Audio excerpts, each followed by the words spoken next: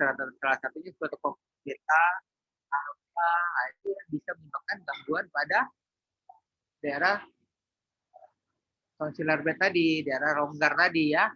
Temukan, jadi kalau kita aspirasi nanti ada kuman-kuman aerob baik dan anaerob ya, kuman-kuman yang tidak membutuhkan O2 ya, itu menyebabkan abses tonsil, eksudatnya terasa, bau, abses itu bau ya, mau bau mulut pasiennya juga bau.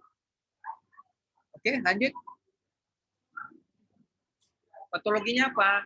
Patologinya nanti kalian lihat, superior dan lateral fossa tonsiler ada jaringan ikat yang longgar tadi saya bilang, ada jaringan longgar. Ya, terjadinya infiltrasi supurasi ke ruang peritonsilar dan peritonsil ya. Pembengkakan palatomolar, kemudian permukaannya menjadi bengkak, jadi merah. Kemudian daerahnya dijumpai juga adanya adanya pembengkakan daerah atas atau palatomolar. Makanya kadang-kadang pasiennya suaranya seperti menelan kentang panas, hot potato voice ya, karena palatomolarnya bengkak. Kemudian ditemukan juga permukaannya lunak ya, kalau ditekan-tekan ada warna kuning ya.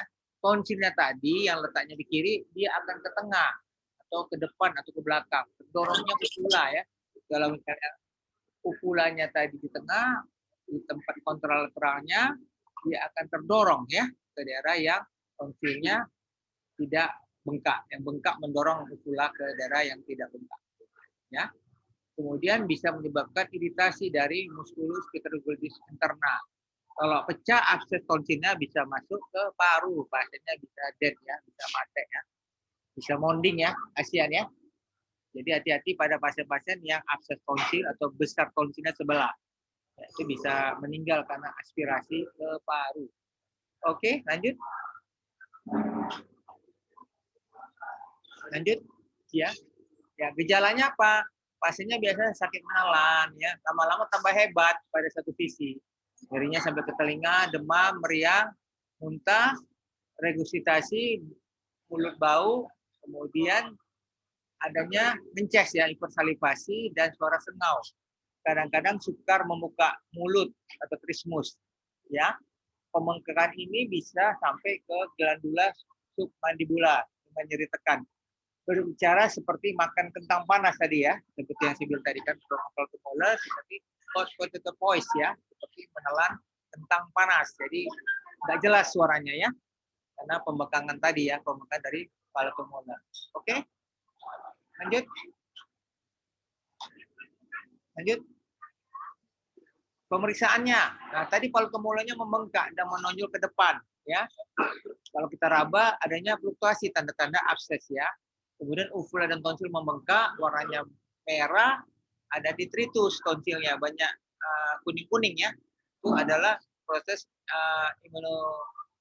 imunitas yang terganggu, keluarnya leukosit pada daerah kriptanya tonsil ya. Kalau kita raba, pembesaran kelenjar getah beningnya rigonal ya, teraba dia besar ya.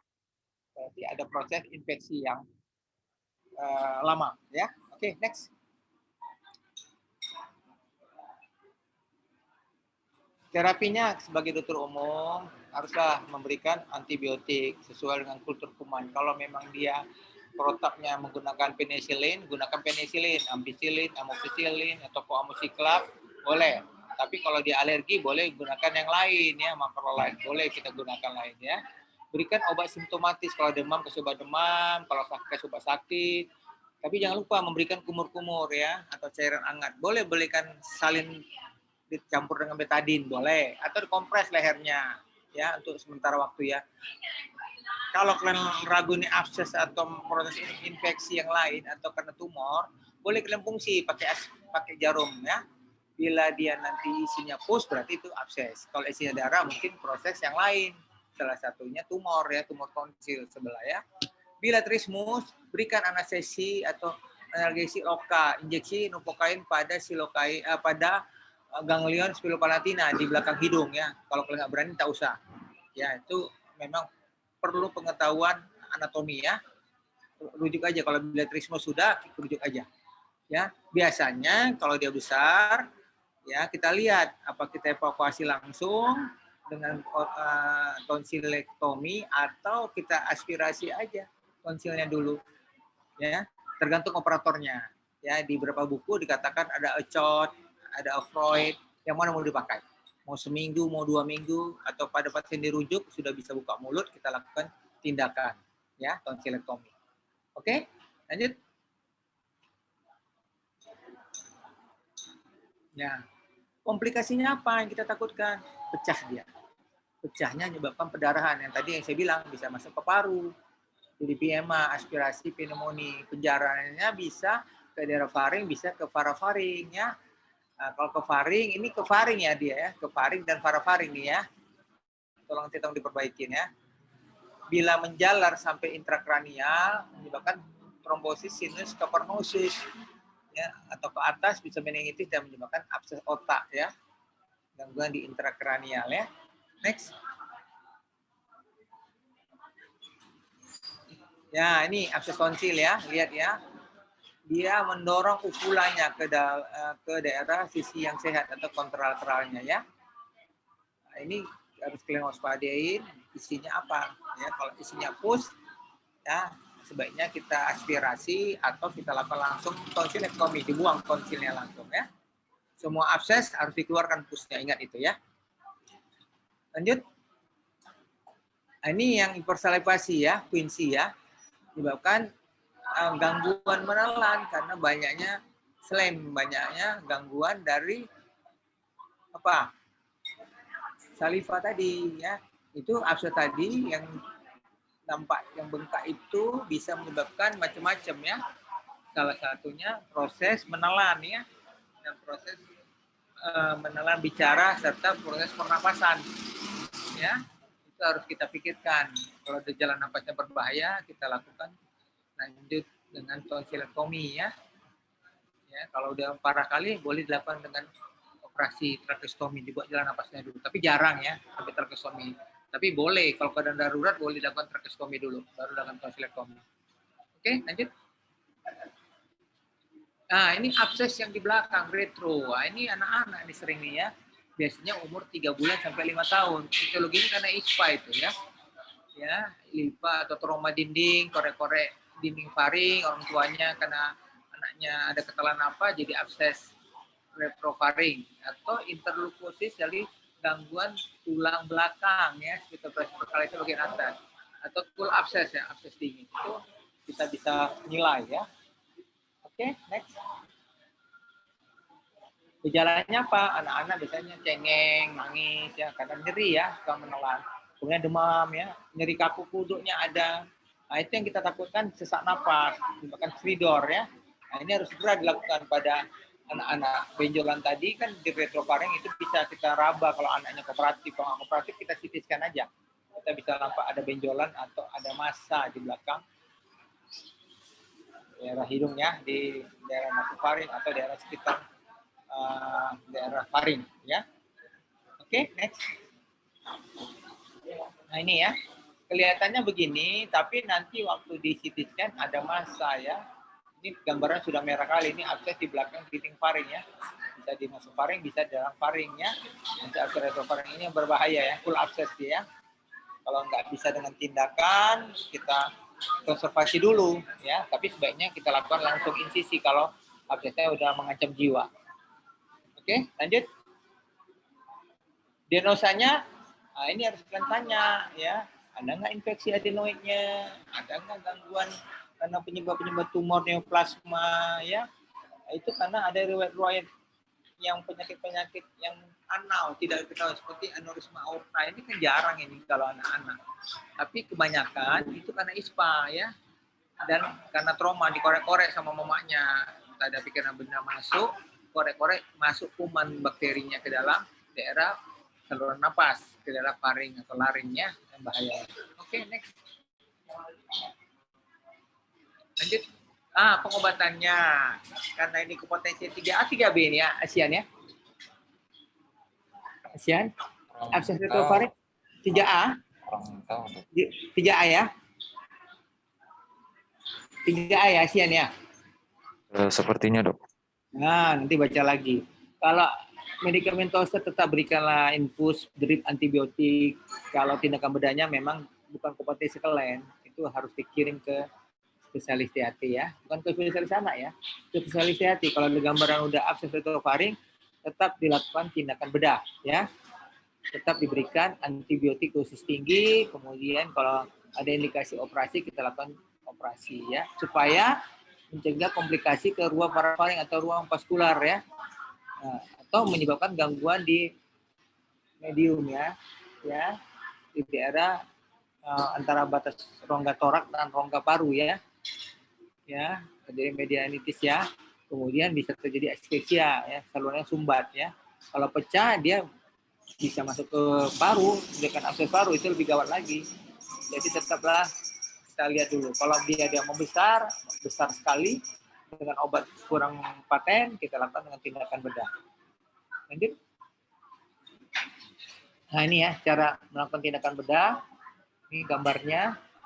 Nanti yang tertarik masuk THT, gini lah melakukan tindakan.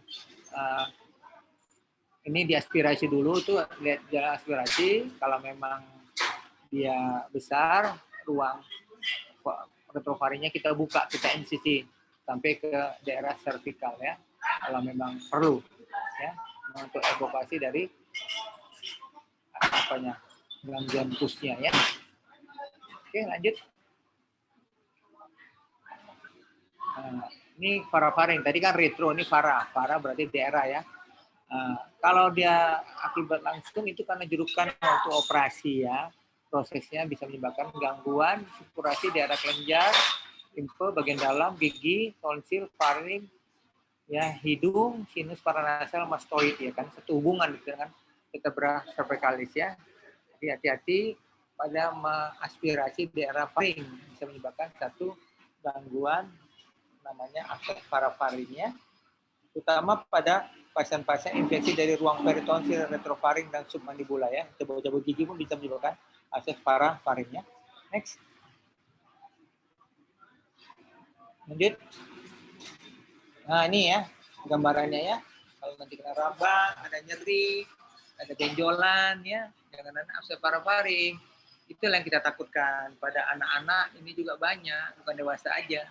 Karena cabut gigi kan apa, bisa menyebabkan abses parafaringnya. Pembengkakan di daerah mana ini ASEAN, namanya ini anatominya ASEAN. Daerah apa nih ASEAN? Yang mana ya dok? Ini desa yang saya tunjuk nih, daerah apa namanya ini? Oh, nggak terlihat kursornya dok. Ini kenapa kursornya? Enggak dok, karena bukan dia dok. aja Pak, kursor saya nggak nampak sih ya. Nah itu, mana? Nah tuh, ha. Daerah apa tuh ASEAN?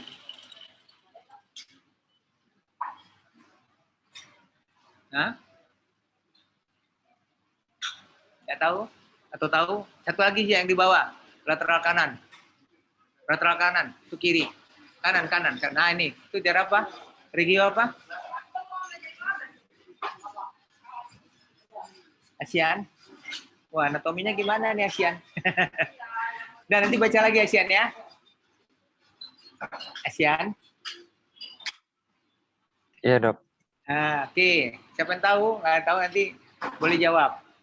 Nanti dikasih A nilainya. Oke, lanjut. Nah, gejalanya harus tahu. Abses parafaring bisa trismus ya, sulit membuka mulut ya. Apalagi daerah tadi anulus mandibula ya, itu sulit dia buka mulut, trismus dia. Demamnya tinggi, kemudian pembengkakan dinding lateral faring menonjol ke area media. Jadi diagnosa tadi kalian tegakkan berdasarkan riwayat penyakit, gejala dan tanda klinik ya. Kalau ada gejala, ada riwayat, nah, itulah dia. Nah, kalian boleh tegakkan abses parafaring atau abses retrofaring tadi ya, atau abses peritonsila. Oke, lanjut. Komplikasinya apa? Yang berbahaya masuklah dia kumannya ke intrakranial, meningitis dia. Ada danger ya, bisa menyebabkan kematian. Kalau ke bawah menembus karotid ke mediastinum, nah itu bahayanya pecah ke karotis, pastinya bisa dead juga ya. Kerusakan dinding pembuluh darah, bisa menyebabkan tromboflebitis dan septikemia ya. Kemudian terapinya tetap berikan, jangan lupa antibiotik yang dosis tinggi secara parenteral, jangan kasih oral. tetap di hospitalize ya, dihospitalkan, dirawat, diinapkan ya. Itu untuk selanjutnya rujuk ke dokter THT atau dokter yang ada di rumah sakit tipe C atau B untuk melakukan evaluasi abses atau dilakukan insisi dari abses. Dokter THT biasanya ya, bukan dokter bedah ya. Oke, next. Nah, ini lagi satu lagi duit angina. Itu selulitisnya di ruang suprahyoid. Ya, nanti apa itu suprahyoid? Baca lagi. Ya, infeksi yang terbatas pada salah satu atau lebih ruang submandibula yang disebut dengan pseudoangina lidovisi ya. Itu biasanya penyebabnya dari gigi ya, peradangan seperti kelenjar lim cervical ke ruang submandibula. Ya, ingat ya. Next. Ini ada gambarnya juga nih. Nanti tunjukkan gambarnya. Gejala tanda nyeri di tenggorok dan leher, pembengkakan di daerah submandibula tadi ya, yang keras pada waktu palpasi ya. Kalau dia pembengkakan berarti merah. Dasar mulutnya membengkak dan kadang pasiennya sesak napas ya. Nah, ini tanyakan diagnosanya, apakah ada sakit gigi, mengorek atau mencabut gigi ya. Makanya jangan gigi bolong dicabut-cabut apa digoreng, ditusuk-tusuk ya. Kalau memang ada indikasi cabut gigi ke dokter gigi ya. Kemudian pada pasien pseudoangina ludovisi menjadi fluktuasi dia ya. Itu harus kita lihatkan. Ada videonya atau enggaknya? Gambar ya. Saya rasa gambar. Ya gambarnya itu apa? Zia. Ada gambar? Gambarnya ada tadi, Zia ada ya? Izin dok. Ada gambarnya kan? Ada gambar? Tidak ada dokter. Oh, enggak ada gambarnya? Ada, ini dia. Ini dok, iya dok. Mohon dokter. Ini dia daerahnya ya. Coba tunjuk aja di bawah mandibula ini. Nah, ini ya. Duduk angina ya di dasar dari rongga mulut. Kalau orang gigi bilang plekmon, ya, plekmon, ya. Nah, inilah duduk angina ludovisi. Oke, terapinya apa tadi? Untuk adik-adik yang dokter umum, kalau kerja berdasarkan SOP ya, rumah sakitnya SOP. Kalau memang ada antibiotik penisilin, berikan dosis tinggi sesuai dengan kilogram berat badannya. Kemudian kalau memang dia udah sakit kali, harus dikompresi, tetaplah dilakukan rujukan ya. Rujukan untuk indikasi operasi atau insisi ya.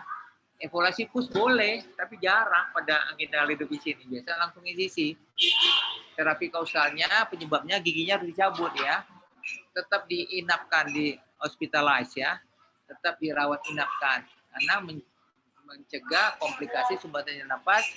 Sumbatan jalan nafas dilakukan trakeostomi ya. Penjalaran ke ruang leher lainnya termasuk ke daerah paru, mediastinum ya. Itu bisa menyebabkan sepsis dan kematian. Oke, lanjut. Habis ya. Ada lagi topiknya, ada berapa topik? Ya. Berapa topik ya? Satu topik? Izin dokter, hanya satu topik dokter. Oke, ada pertanyaan kira-kira ya? Ada pertanyaan adik-adik yang 100 orang ini, 109? Atau ada chat? Absen. Atau nama lainnya bisul di leher. Mana nih kawan-kawannya nih? Yang macam di kelas A, banyak pertanyaan. Kelas B jangan mau kalah. Ada pertanyaan nggak? Kalau nggak saya nanya nih ya. Kalau nggak ada mau tanya, saya nanya. Ada mau nanya nggak? Ini ASEAN. Ada tanya ASEAN? Sejauh ini tidak dok. Wah, ASEAN aku tanya. Atau Agustina? Ada mau tanya? Izin bertanya dok.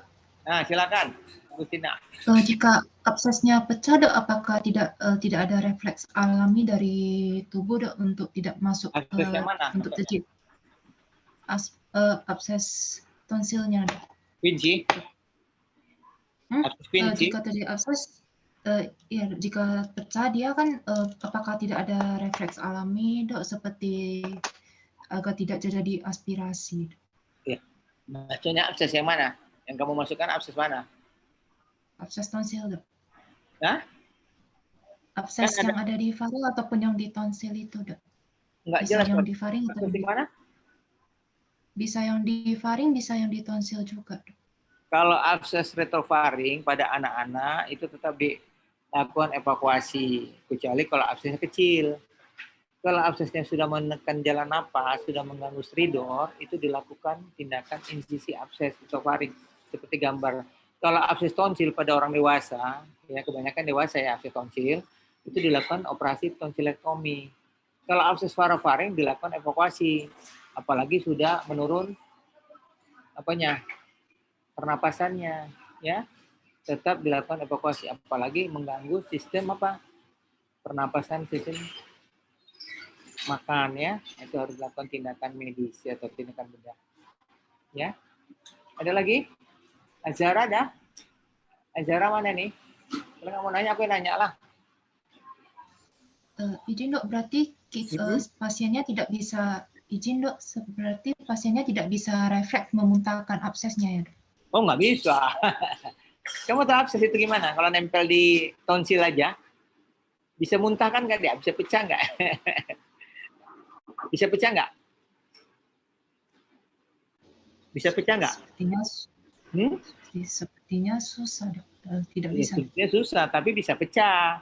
Yang pecah kita takutkan aliran pecahnya itu seperti Gunung Semeru yang heboh sekarang, memuntah kemana-mana kan? Kalau masuk ke paru aspirasi, bisa pasiennya bisa maniknat, bisa monding. Ya, makanya bagus dikeluarkan absesnya. Ya, dengan posisi tadi, ya, posisi Ross position namanya, diambil semua absesnya. Ya, tindakan medisnya itu. Kalau abses semua namanya pus atau nanah harus dikeluarkan. Ada lagi nih, Kristina. Kristina ada nih, Kristina mana Kristina? Kristina, ada pertanyaan? Sejauh ini belum ada, Dok. Hah? Sejauh ini belum ada, Dok. Yang cowok lah, yang cowok mana lagi? Dava cowok nih kan? Satu lagi cowok, Dava. Iya, Dok. Ada pertanyaan, Dava? Mungkin sedikit. Mana mau Dava? Gambar mana? Ada, apa pertanyaanmu? Kalau tadi untuk antibiotik dosis tinggi kan penisilin, Dok, dikasih ke anak-anak gimana, Dok? Maksudnya antibiotik penisilin diapain? Tadi kan untuk tata laksananya dibuat antimikroba dosis tinggi kan, Dok, digunakan penisilin. Kalau dikasih ke anak-anak gitu.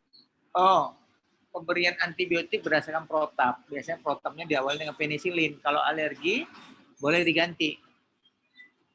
Gitu. Kalau untuk anak-anak dibuat dosis tinggi nggak masalah? Boleh, nggak apa-apa, sesuai dengan berat badannya. Baik, terima kasih, Dok. Ya, oke. Ada lagi? Iya. Kenapa? Aku lagi daring nih, sebentar ya. Aku lagi daring. Bisa. Ya. Oke ya. Iya. Oke. Oh, boleh. Ya.